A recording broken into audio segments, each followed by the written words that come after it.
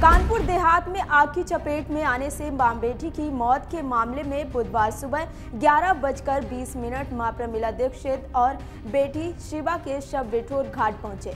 शवों को सरकारी वाहन से बिठूर के शमशान घाट पर लाया गया। जिस वाहन से शवों को ले जाया गया उसके पीछे पीछे पुलिस प्रशासन के उच्च अधिकारी की गाड़ियां मौजूद रहीं। घाट पर सुबह से ही बवाल की आशंका के चलते पीएसी और कई थानों की पुलिस फोर्स पहले से ही तैनात कर दी गई थी। इस दौरान बिठूर विधायक अभिजीत सिंह सांगा भी मौजूद रहे। बिठूर में सुबह से ही सीमाओं पर बैरिकेडिंग कर दी गई। जल्द से जल्द अंतिम संस्कार कराया जा सके, इसके लिए बिठूर घाट पर पहले से ही मां और बेटी की चिता को बना दिया गया था। बता दें कि अग्निकांड में घायल कृष्ण गोपाल दीक्षित और उनका बेटा शिवम दीक्षित बिठूर घाट पहुंचे। अंतिम संस्कार के लिए पुलिसकर्मी खुद हाथ में फूल माला लेकर आए। गमगीन माहौल के बीच बेटे शिवम ने मुखाग्नि दी। कानपुर देहात में मैथा तहसील क्षेत्र के मड़ौली पंचायत के चालाहा गांव में सोमवार को ग्राम समाज की जमीन से कब्जा हटाने पहुंची पुलिस और प्रशासनिक अफसरों की टीम के सामने कब्जेदार की झोपड़ी में संदिग्ध हालत में आग लग गई थी। इस घटना में मां बेटी जलकर राख हो गई थी। वहीं इस मामले में परिजनों ने गाँव के ही गौरव दीक्षित से जान के खतरे की आशंका जताई है। मृतका के छोटे भाई अंशु दीक्षित ने कहा कि आरोपी गौरव के पास एक लाइसेंसी असलाहा है जिसे तत्काल निरस्त कराया जाना चाहिए। साथ ही बताया कि गौरव बड़े पैमाने पर सट्टे का कारोबार करता है। ऐसे में वह पैसे और रसूख के बल पर पूरे परिवार की हत्या करा सकता है। इतना ही नहीं, अंशु का कहना यह भी है कि इस बात की जानकारी स्थानीय पुलिस को पहले भी दी जा चुकी है, लेकिन कभी भी उसके खिलाफ कोई कार्रवाई नहीं की गई। कानपुर देहात में ब्राह्मण समुदाय की मां बेटी की जलकर मौत होने के बाद अब इस मामले को राजनीतिक रूप देने की कोशिश की जा रही है। खासतौर से इसे ब्राह्मणों के उत्पीड़न और सरकार की असफलता के तौर पर पेश किया जा रहा है। कानपुर में इससे पहले योगी की सरकार में विकास दुबे हत्याकांड का मामला सामने आया था। हालांकि बाद में अपराधी विकास दुबे को एसटीएफ ने एक एनकाउंटर में मार गिराया था, लेकिन इस पूरे कांड को भी इस तरह से पेश करने की कोशिश की गई थी जैसे योगी सरकार ब्राह्मण विरोधी हो। हालांकि महिला और उसकी बेटी की मौत के मामले में सरकार ने फौरी तौर पर कार्रवाई करते हुए लोगों को सस्पेंड कर दिया है। इसके अलावा एक टीवी चैनल से बातचीत करते हुए सीएम योगी ने घटना को दुखद बताया। उन्होंने कहा कि पूरे मामले में एसआईटी टीम जांच कर रही है। मजिस्ट्रियल जांच के भी आदेश दिए गए हैं। जांच रिपोर्ट आने का इंतजार किया जा रहा है, जिसके बाद उचित कार्रवाई और निर्णय लिया जाएगा।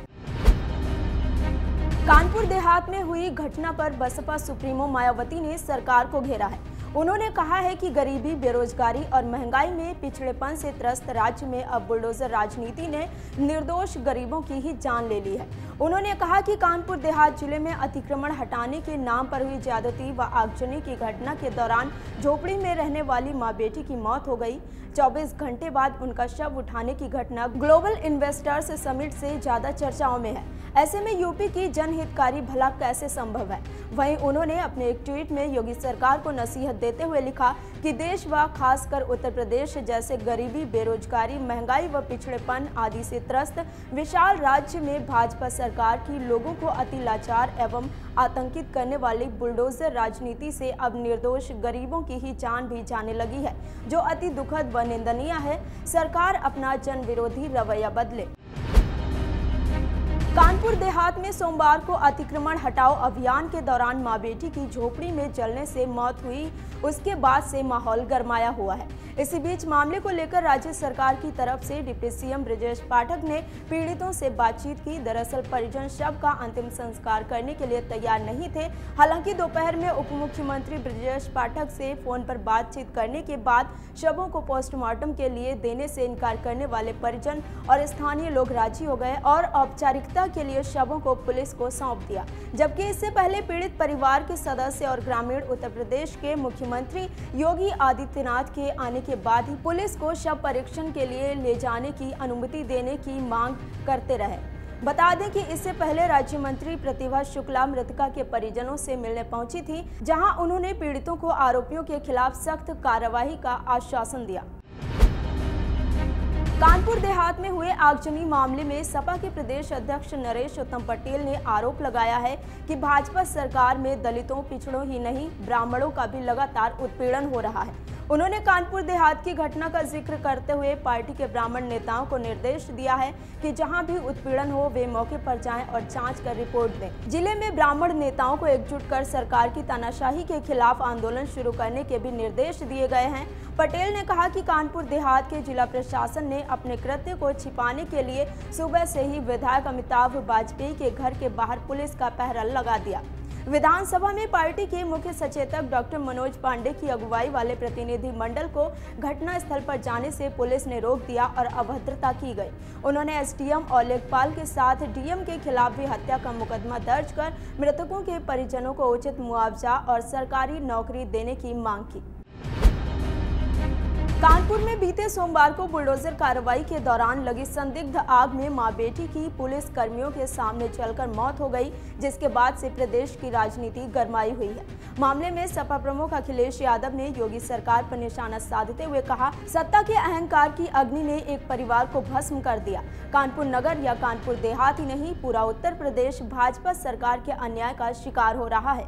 वहीं सपा अध्यक्ष अखिलेश यादव ने कानपुर देहात में हुई घटना को लेकर उप मुख्यमंत्री ब्रजेश पाठक द्वारा पीड़ित परिवार से बातचीत का एक वीडियो शेयर करते हुए कड़ा प्रहार किया है। उन्होंने वीडियो शेयर करने के साथ ही ट्वीट में लिखा, दिखावटी भाजपाई संवेदना का शर्मनाक वीडियो। भाजपाइयों ने अपना हिस्सा तो दिखा दिया, लेकिन पीड़ित की मांग का हिस्सा काट दिया।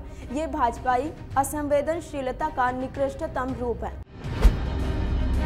कानपुर में हुए अग्निकांड मामले में विपक्ष योगी सरकार पर लगातार हमलावर है। ऐसे में सपा के राष्ट्रीय महासचिव शिवपाल यादव ने यूपी के डिप्टी सीएम ब्रजेश पाठक का पीड़ित परिवार से बातचीत का वीडियो शेयर करते हुए सरकार पर प्रहार किया है। उन्होंने लिखा कि विपक्ष को पुलिस प्रशासन द्वारा पीड़ित परिवार से मिलने से रोकना और सरकार के उप मुख्यमंत्री का स्वयं में सरकार होते हुए शोकाकुल परिवार को फोन पर साथ खड़े होने का आश्वासन देना दुर्भाग्यपूर्ण है। शिवपाल यादव ने कहा कि प्रदेश की कानून व्यवस्था पूरी तरह ध्वस्त हो चुकी है। कानपुर की हुई घटना प्रदेश सरकार की मंशा को जाहिर करती है। आपराधिक घटनाओं पर लगाम लगाने में सरकार फेल हुई है। आगामी 2024 के चुनाव में प्रदेश में समाजवादी पार्टी अधिक से अधिक सीटों पर चुनाव जीतेगी और केंद्र की सत्ता में परिवर्तन होगा। आज जनता महंगाई से त्रस्त हो चुकी है, ऐसे में वह परिवर्तन के मूड में आ चुकी है। कानपुर देहात में जिला प्रशासन की ओर से अतिक्रमण विरोधी अभियान के दौरान मां बेटी की मौत की घटना पर राहुल गांधी ने राज्य सरकार को आड़े हाथों लिया है। कांग्रेस के पूर्व अध्यक्ष और सांसद राहुल गांधी ने इस मामले में भाजपा सरकार पर जमकर हमला बोला। उन्होंने कहा कि बुलडोजर नीति इस सरकार की क्रूरता का चेहरा बन गई है। जब सत्ता का अहंकार लोगों के जीने के अधिकार को छीन लेता है तो उसे तानाशाही कहते हैं। उन्होंने ट्वीट किया कि कानपुर की घटना से मन व्यथित है। ये बुलडोजर नीति इस सरकार की क्रूरता का चेहरा बन गई है। भारत इसे स्वीकार नहीं करता है। वहीं प्रियंका गांधी ने ट्वीट किया कि भाजपा सरकार के बुलडोजर पर लगा अमानवीयता का चश्मा इंसानियत व संवेदनशीलता के लिए खतरा बन चुका है। कानपुर की हृदय विदारक घटना की जितनी निंदा की जाए उतनी कम है। हम सबको इस अमानवीयता के खिलाफ आवाज उठानी होगी। कानपुर के पीड़ित परिवार को न्याय मिले एवं दोषियों के खिलाफ सख्त कार्रवाई हो। कानपुर में हुए अग्निकांड मामले में प्रशासन ने ताबड़तोड़ कार्रवाई शुरू कर दी है। इस मामले में अब तक एसडीएम समेत 39 के खिलाफ प्राथमिकी दर्ज कर ली गई है। साथ ही लेखपाल समेत 2 लोगों को गिरफ्तार भी किया जा चुका है। वहीं कानपुर देहात से पुलिस अधीक्षक बीबीजीटीएस मूर्ति ने कहा कि अब तक लेखपाल अशोक सिंह और बुलडोजर चालक दीपक को कानपुर देहात में गिरफ्तार किया जा चुका है। कमिश्नर ने बताया कि एसडीएम मैथा ज्ञानेश्वर प्रसाद और लेखपाल अशोक सिंह को निलंबित कर दिया गया है और अन्य आरोपियों की तलाश की जा रही है। उन्होंने बताया कि आश्रितों को पट्टा व आवास आवंटन की कार्रवाई शुरू कर दी गई है। 5-5 लाख रुपए की आर्थिक मदद भी जल्द दी जाएगी। इसके अलावा सुरक्षा के लिए 2 गनर और पीएससी बल तैनात किया गया है। डाउनलोड करें अमर उजाला ऐप और पाएं खबरें लगातार। अगर आप ये वीडियो YouTube पर देख रहे हैं तो हमारे चैनल को सब्सक्राइब करें और बेल आइकन को दबाना ना भूलें। अगर आप Facebook पर ये वीडियो देख रहे हैं तो हमारे पेज को लाइक करें।